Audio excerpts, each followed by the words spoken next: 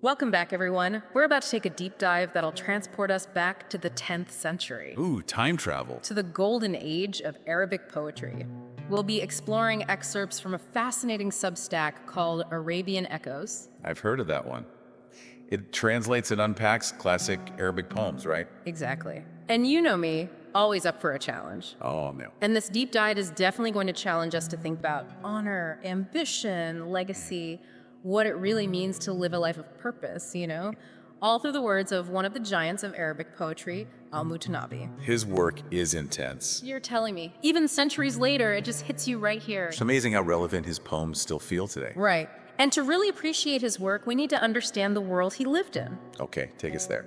So picture this, 10th century, the Arab world is experiencing this incredible intellectual and cultural flourishing. A golden age. Exactly.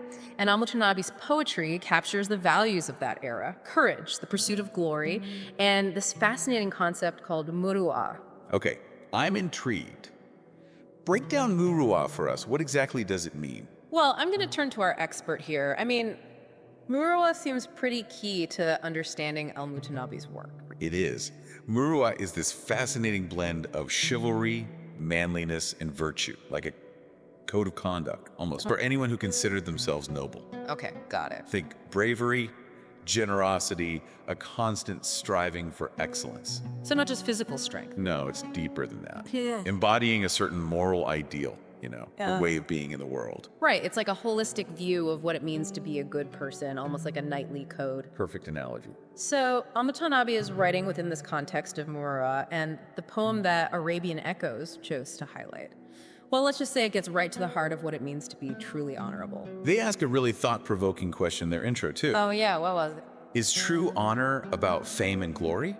Or is it about having the courage to aim high and take risks? Ooh, such a good question. And I think this poem really tackles it head on. Can't wait to hear it. All right, I'm gonna read it now first in a literal translation and then in a rhymed version. Why the two versions? To give a sense of the beauty of the original Arabic, the rhyme and rhythm really add another layer of meaning. Cool. Okay, here goes. The literal translation first. If you venture in pursuit of noble aspiration, then do not be satisfied with anything less than the stars. For the taste of death in a trivial matter is like the taste of death in a great one. Wow. And now for the rhymed version. If honor calls you to the fight, let nothing less than stars ignite. For death, in matters low or grand, will taste the same do you withstand. I love that, reaching for the stars. Even in translation, it's so powerful. Right, it really grabs you, doesn't it? It does. And that last line about death tasting the same, no matter how you live your life, that's pretty intense. It makes you think, right? But what do you think it means? Is he saying we should be afraid of death or something else? I don't think it's about fear. It's more like he's pushing us to really think about how we're spending our lives. Like if death is inevitable. Shouldn't we make our lives matter? I see your point. It's not about fearing the end, but about filling your life with meaning, living with purpose. That's Steve.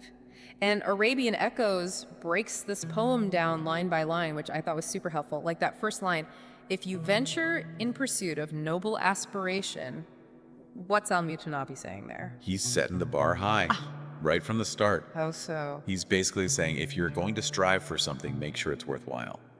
Don't waste your life on things that are meaningless. Ooh, I feel that. But that raises an interesting question for us today. What are those noble aspirations? What's truly worth pursuing? That's a really good question. In today's world, there are so many distractions, so many superficial goals. How do we even know where to start? Right, figuring out what truly matters. Yeah. That's the challenge. It is, but maybe that's part of al-Mutanabbi's point. Maybe he's prompting us to. To take a step back, to reflect on our lives. Exactly. Yeah. To figure out what really matters to us. So first, we have to define what we're striving for, what our noble aspirations are. Then comes the next line. Then do not be satisfied with anything less than the stars. He's obviously using the stars as a metaphor here, right? But a metaphor for what? It's about reaching your full potential. Okay, I like that. Don't settle for mediocrity when you're capable of greatness. Powerful. But how does that apply to us? What would reaching for the stars look like in our lives? Well, that's the question, isn't it? Are we talking about achieving some monumental feat? Or is it more about striving for excellence in everything we do, no matter how big or small? I think it could be both, couldn't it? Absolutely. It's about pushing ourselves to be the best version of ourselves. Yes, to reach for something beyond our comfort zones, to really aim high. To reach for those stars. Right. But as you said, first we have to define what those stars are for each of us. And that's not always easy, is it? Not always. It takes self-awareness Honesty. and a willingness to really dig deep.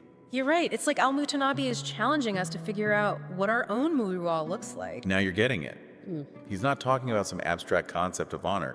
He's calling on each of us to define what it means for ourselves. Wow, that's a great point.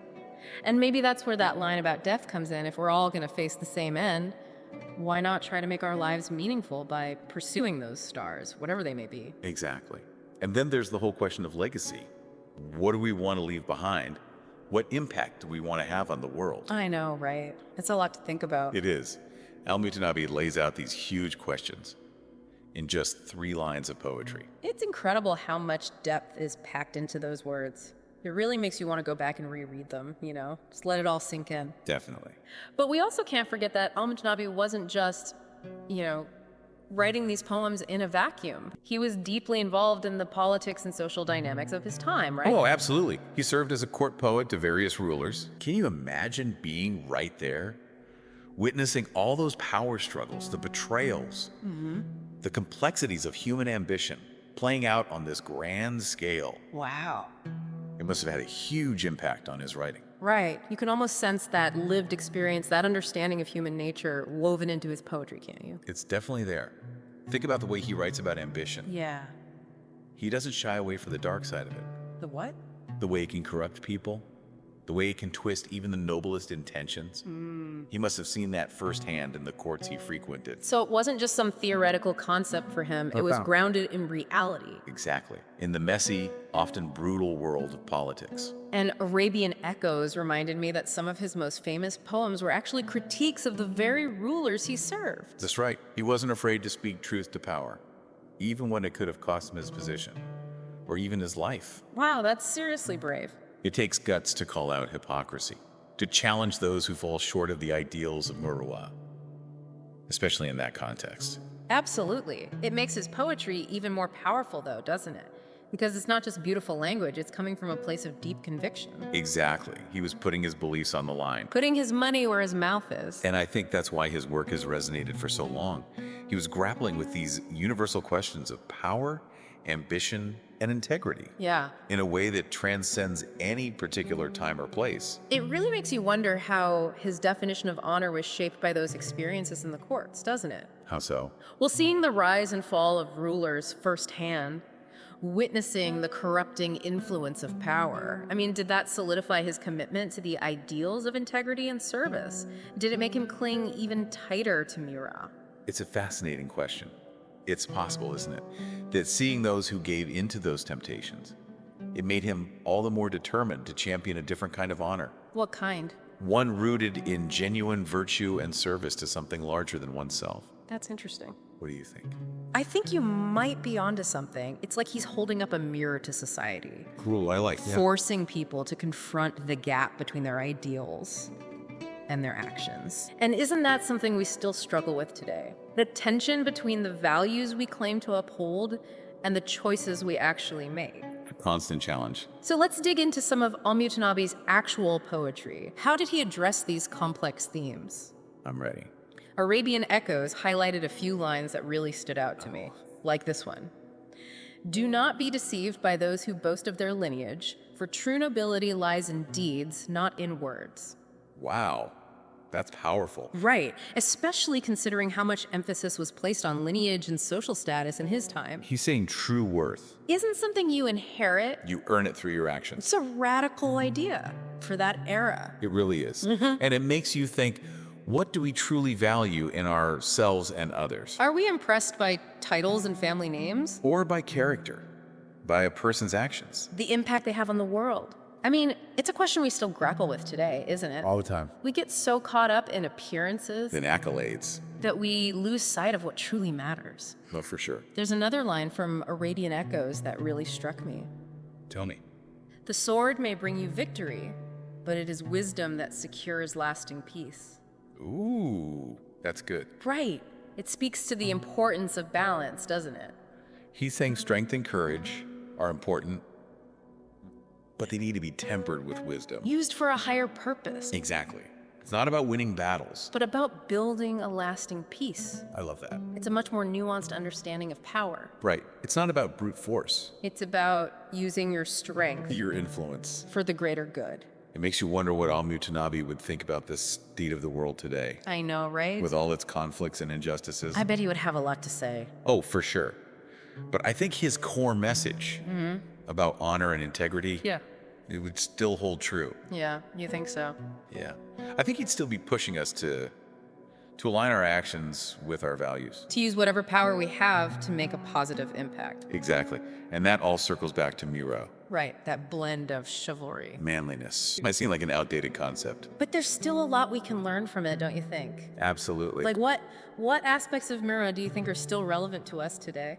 Well, the striving for excellence, for one, Ooh, that's a good one. not just in our careers, but in our relationships, our communities, the way we treat others. Bringing our best to everything we do. Exactly. Yeah. And then there's integrity. Yes. Being true to your word, acting with honesty and fairness, even when no one's watching. Those are timeless values. They're always going to be relevant. Absolutely. And what about courage? Ooh, that's a big one too. Yeah. Even if we're not talking about the same kind of physical courage as al-Mutanabbi. Right, more like moral courage. Exactly. The courage to stand up for what you believe in. To speak truth to power. To challenge the status quo when it's necessary. Sometimes the bravest thing you can do is just be yourself. You got it. Live in accordance with your values, even when it's hard, even when it's unpopular. Exactly. And that's a challenge each of us faces in our own way. It is. But I think al-Mutanabbi, he gives us this powerful example of what it means to live a life of courage, integrity, and service. I love how Arabian Echoes doesn't just treat these poems like they're, I don't know, museum pieces. They present them as these living, breathing texts that still have something to teach us about how to live today. Totally. And they highlight how these questions about honor, about virtue, they're still relevant today. Even if our understanding of what those words mean has evolved. Right, and that's actually what we're going to be exploring in the next part of our deep dive. Can't wait. Arabian Echoes goes on to discuss how our understanding of honor has shifted over time Interesting. and what it means to be truly noble in a world that's constantly changing. Ooh, that's a good one. Trying to figure out what honor even means today. Right, it's a big question. I mean, we've talked about muru'ah, That code of chivalry and virtue. but our world is so different from al-Mutanabbi's world. So how do his ideas about honor, how do they fit in with our modern values? That's the million-dollar question. Yeah. And Arabian Echoes really digs into this. Like, they point out how the very definition of honor has shifted over time. It has, hasn't it? What might have been considered honorable back then, Yeah, it could be seen totally differently now. exactly. And they link this shift to, broader changes in culture. Like what? Give us an example. Well, think about the rise of individualism in the West. Okay. It put this new emphasis on personal achievement, self-expression, finding your own path. So if your identity isn't tied to your tribe or family anymore, Right. then your sense of honor Yeah. becomes more about your own accomplishments, your own personal code of ethics, So less about fitting into a predefined mold. and more about being true to yourself. That makes sense. But Arabian Echoes also brings up how interconnected our world has become. Oh yeah. Globalization, the internet, social media. Exactly. We're exposed to so many different cultures, so many different sets of values. What does that mean for something like honor? Well, it makes it a lot more complicated, doesn't it? I mean, something that might be considered honorable in one culture. Could be totally offensive in another. Exactly. So this idea that there's one universal definition of honor, Kind of falls apart. it does. Yeah, It becomes much more fluid. Contextual. Right. And it really makes you think, how do we even navigate that? If honor is constantly changing, how do we know what it means to be honorable in the 21st century? That's a great question. Where do we even start? Well, Arabian Echoes suggests that maybe, instead of trying to follow these rigid codes of conduct, Yeah. maybe we need to focus on cultivating certain core values. Like a framework for making honorable choices, even if the specific definition of honor Yeah, is always evolving. exactly. I like that. What kind of values are we talking about? They mention things like integrity, compassion, empathy, respect for others, a commitment to justice and fairness, So it's less about following the rules. and more about the kind of person you are at your core. I can get behind that. It reminds me of what we were discussing earlier about al-Mutanabbi's willingness to speak truth to power. Even when it was dangerous. Exactly. Maybe that's a form of modern-day honor, you know? Think. Standing up for what's right, even when it's unpopular. I think so too. And Arabian Echoes seems to be saying that this kind of inner compass, it can help us navigate all the complexities of honor in today's world. Because the definition is always in flux. Right. It's about having the courage to define honor for yourself. Yeah. Based on what you believe is right and just. So it's not about seeking external validation. Not at all. It's about taking responsibility for your own actions, for your own choices. So the question becomes, what are the values that would guide your choices? What's your personal code of honor? It's a question we all have to answer for ourselves. It's a journey, a process of self-discovery. Exactly. Yeah. And maybe that's the true legacy of al-Mutanabbi's poetry. You mean he's not giving us the answers? He's making us ask the question. The right question. The questions that can lead us to a deeper understanding of ourselves. Yeah. And the world around us. And Arabian Echoes, they end with this beautiful call to action. What is it? They're encouraging us to embrace the complexities of honor, to keep questioning, keep learning, and keep trying to live our lives in a way that feels authentic and meaningful. I love that. It's what this whole deep dive has been about, hasn't it? It really has, exploring these big, timeless questions through the lens of al-Mutanabbi's poetry and seeing how they connect to our lives today. Even centuries later. And Arabian Echoes. I mean, what a fantastic resource. They do such a great job of making classic poetry accessible. And relevant to our lives today. Couldn't have said it better myself. So to everyone listening, I highly recommend checking them out.